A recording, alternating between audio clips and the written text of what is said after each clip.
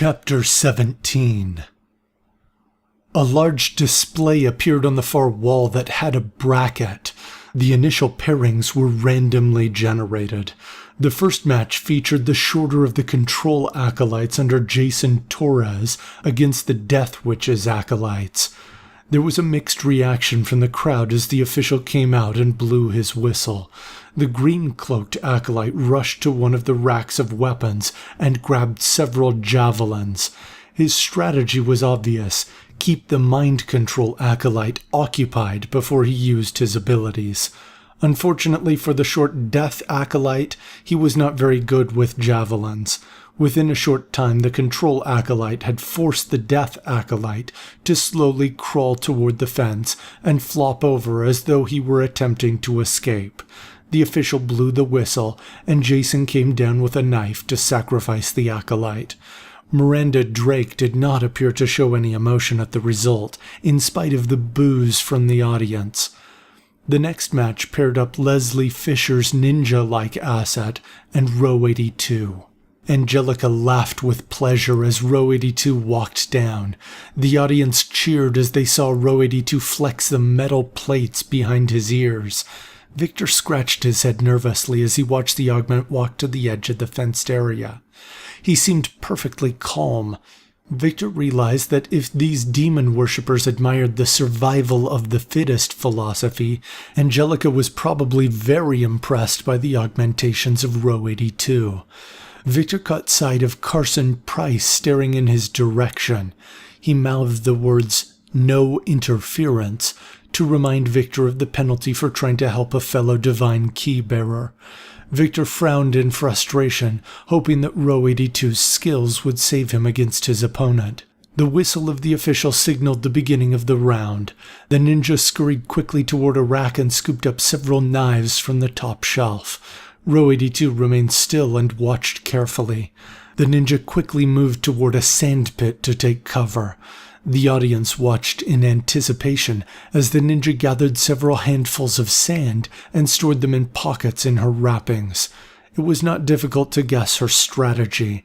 She intended to blind her opponent using the sand, and then attack with impunity. She had no idea the things of which Row 82 was capable. She scurried toward the augment with a knife in her right hand. Row 82's eyes glowed brightly, and he perfectly deflected her attacks and then kicked her back. The audience roared their approval as Row 82 rushed toward the ninja. Sensing her time had come, she threw sand in the face of Row 82, causing him to instinctively cover his eyes. It seemed that she had succeeded in blinding him. She rushed toward him and then planted her hands on the ground, curling her body into a ball. As she rotated, she straightened out and kicked Row 82 in the chin, sending him up into the air. The crowd roared their approval and leapt to their feet as he flew back. "It's over," chided the ninja. "You're blind." Angelica rubbed her hands together with anticipation.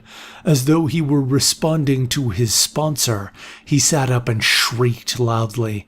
The crowd was stunned silent by the ear-piercing shriek. The ninja pressed her hands against her ears and stumbled back.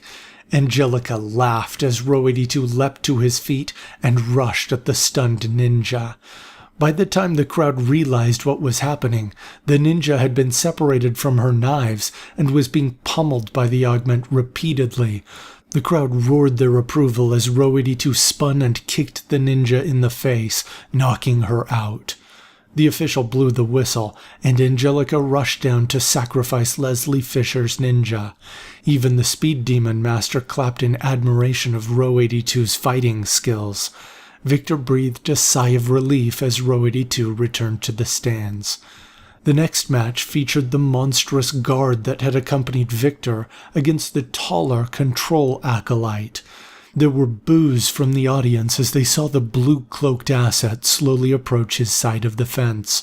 The guard leapt with his stubby legs a great distance, and within several bounds he had arrived at the fence. Though he appeared to be an impressive hulking man, no one had confidence that he could beat the predictable forced escape maneuver of the Control Acolytes. Carson Price still applauded loudly for his asset and grinned with his jagged yellow teeth. His optimism made Victor wonder if he knew a method for dealing with the control acolytes.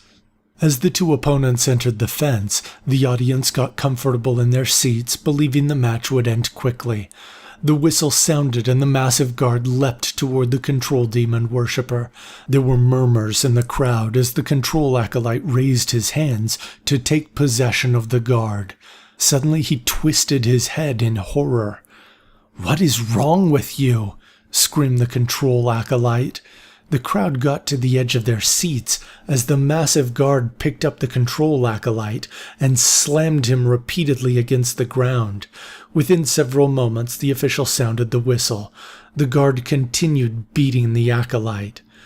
"It's okay," shouted Carson as he rushed down and laughed. The official blew his whistle again. Carson rushed up with his curved knife and stuck it into the near lifeless corpse. Seeing his sponsor, the guard released his enemy and returned to the stands. The crowd roared their approval as the brute returned next to Victor. Victor was a little disturbed by what had happened.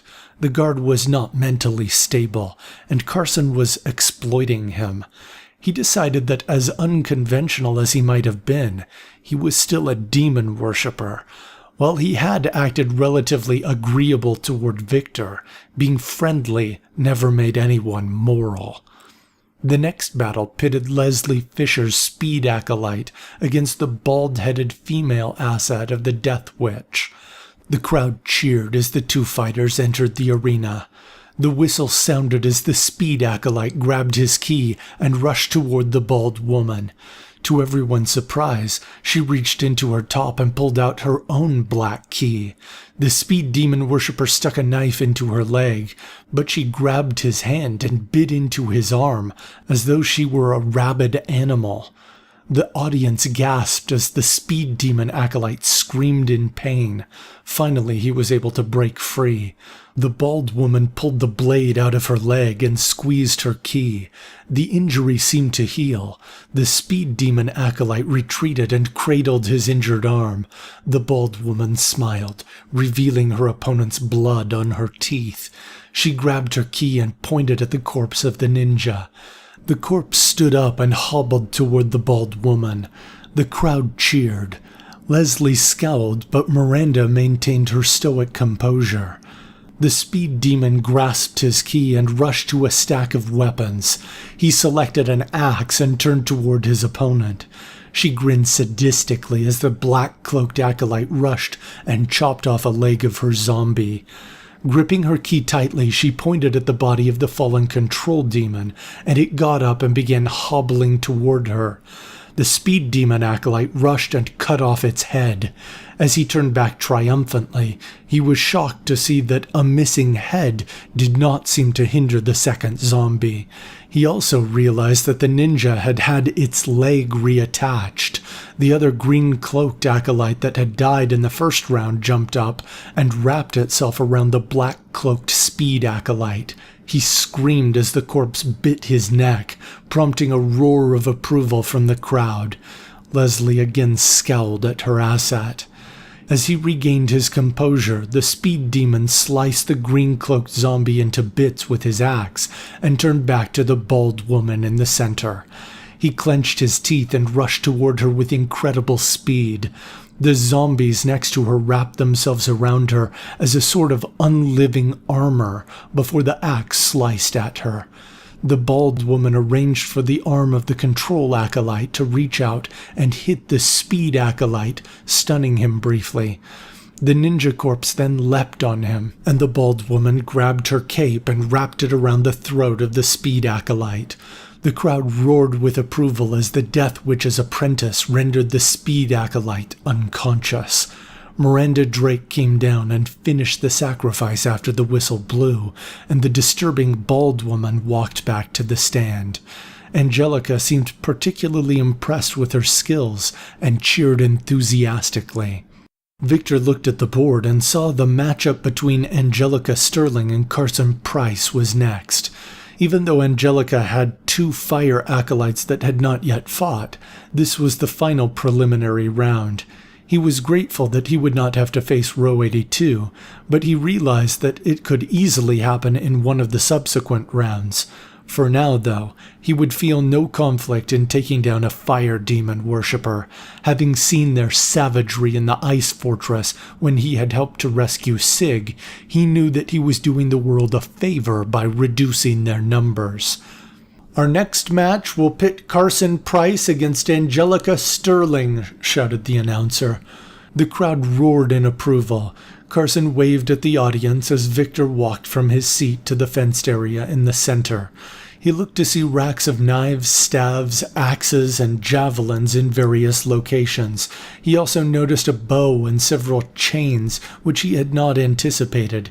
He reached into his coat to let his fingers brush against the item that was critical to his survival, the Heaven's Breath key. "The assets will take their place in the arena," shouted the announcer. Victor hopped the fence and looked to see who he would be facing.